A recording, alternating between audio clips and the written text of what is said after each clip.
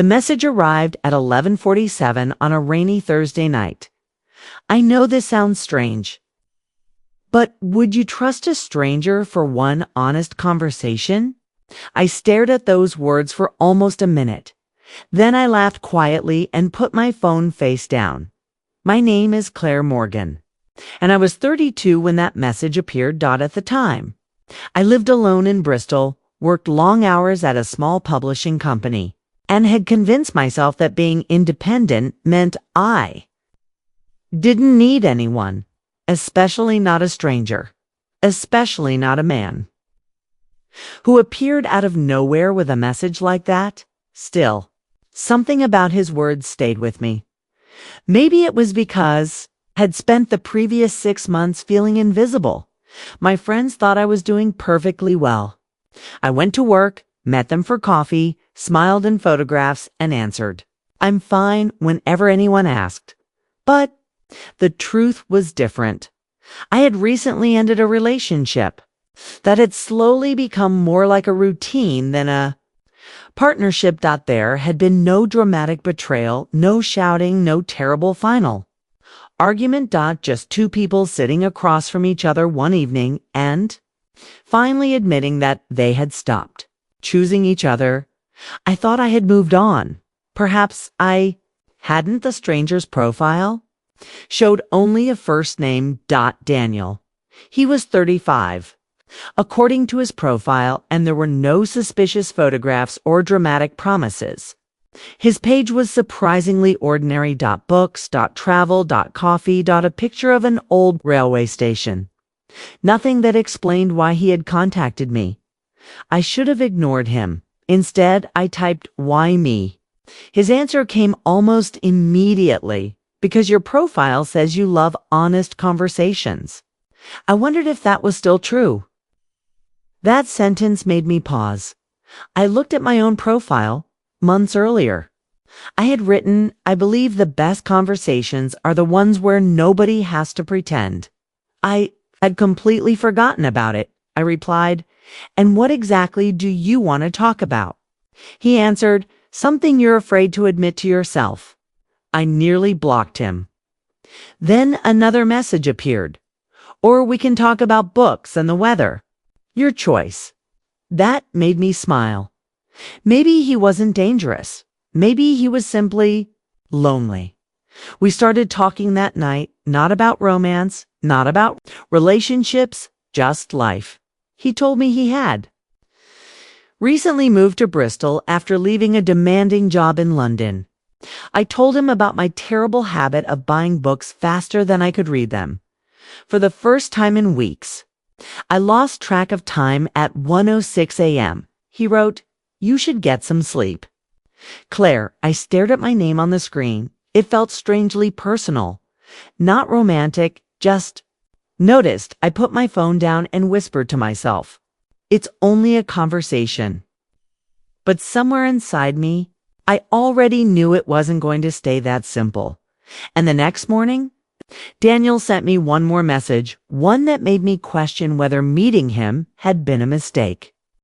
The message was waiting for me when I woke up. "I think we should meet somewhere public.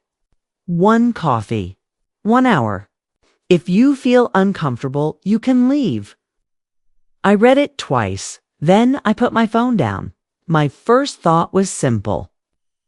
Absolutely not.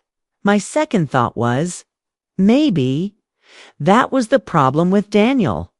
He never pushed. He didn't send 10 messages when I didn't answer. He didn't ask where I lived. He didn't demand photographs or make strange promises. He simply gave me space. And somehow, that made me more curious.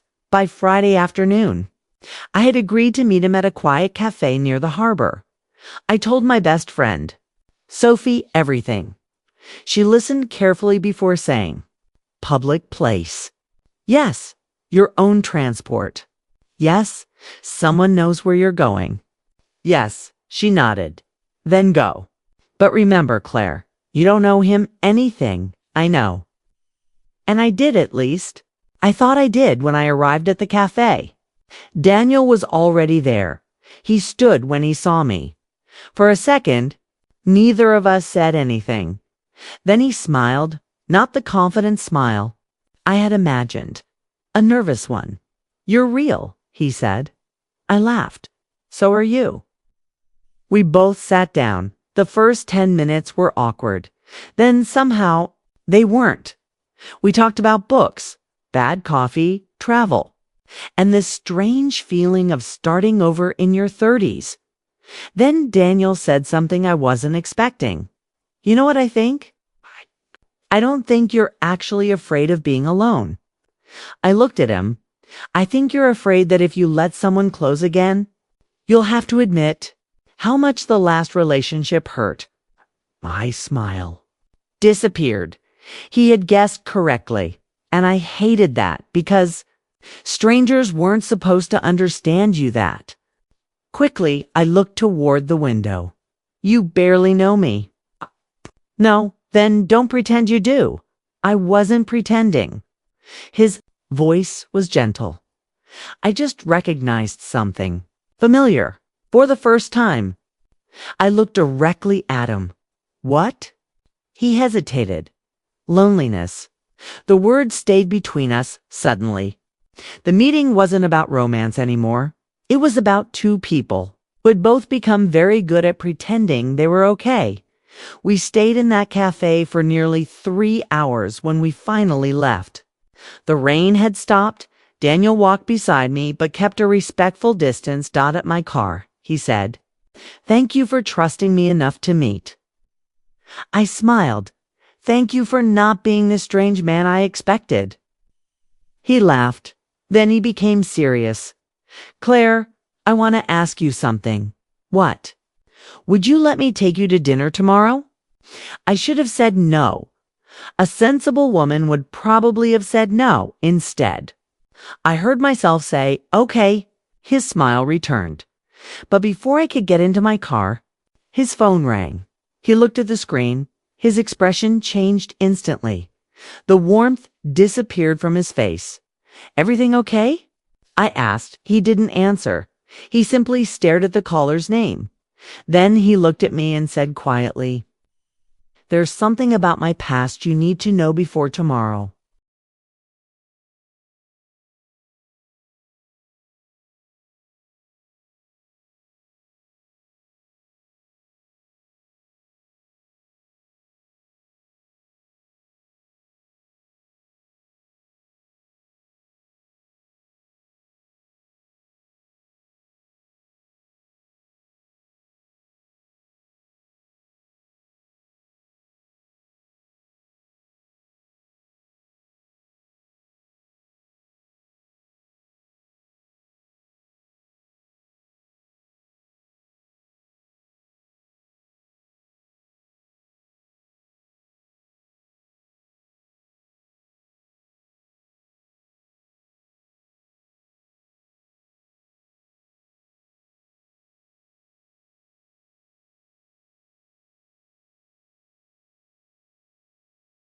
And suddenly I wasn't sure I wanted that dinner anymore. I almost drove home for a few seconds. I sat behind the steering wheel, watching Daniel through the cafe window. He looked different now. Not mysterious, not confident, just worried, Dodd. Finally, I stepped out of the car. "Tell me," I said. Daniel took a breath. "My last relationship ended badly. I waited," he continued. "I was engaged.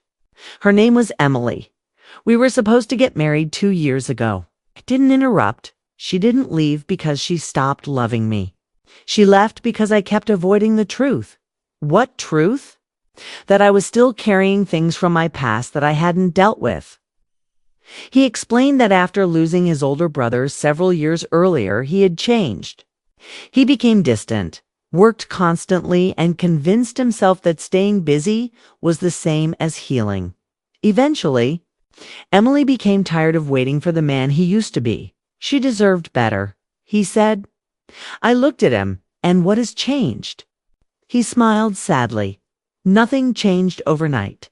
I had to change. For some reason, that answer mattered to me. I had expected a scandal. Instead, I found a man who had made mistakes and finally accepted responsibility for them. We stood silently for a moment. Then Daniel said something I would remember for years. I don't want to rescue you, Claire, and I don't want you to rescue me. I just want to know if two people who have both been hurt can build something honest without pretending they're perfect. My eyes filled with tears because that was exactly what I wanted. Not a perfect relationship, not someone who would promise me the world, just someone who would tell me the truth. I agreed to dinner. That evening became the beginning of something neither of us expected. There were no dramatic declarations, no instant promises. We simply kept meeting. Coffee became dinner.